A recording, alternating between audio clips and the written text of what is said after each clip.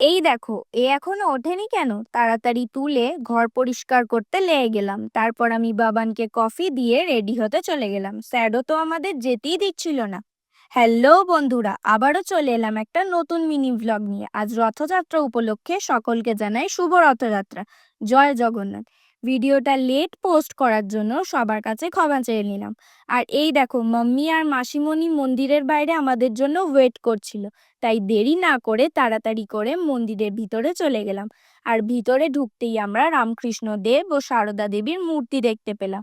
তারপর ঘন্টা বাজিয়ে নিলাম পুজো দেওয়ার জন্যে। তারপর ঠাকুরমশাইয়ের থেকে শান্তি জল নিয়ে মাকে প্রণাম করে আমরা নিচে চলে এলাম।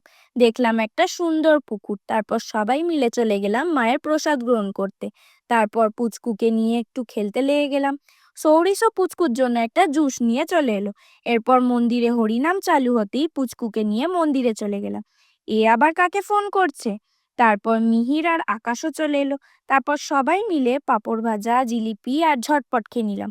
আর এই দেখো, রাত্রের মন্দিরের চারপাশের আবহাওয়াটা ঠিক কতটা সুন্দর লাগছে। এরপর সবাই মিলে ঠান্ডা হাওয়ায় বাড়ির দিকে রওনা দিলাম। রথের দিনে জিলিপি না খেলে হয়, তাই সবাই মিলে জিলিপি পাঁপড় ভাজা খেয়ে নিলাম। বাই।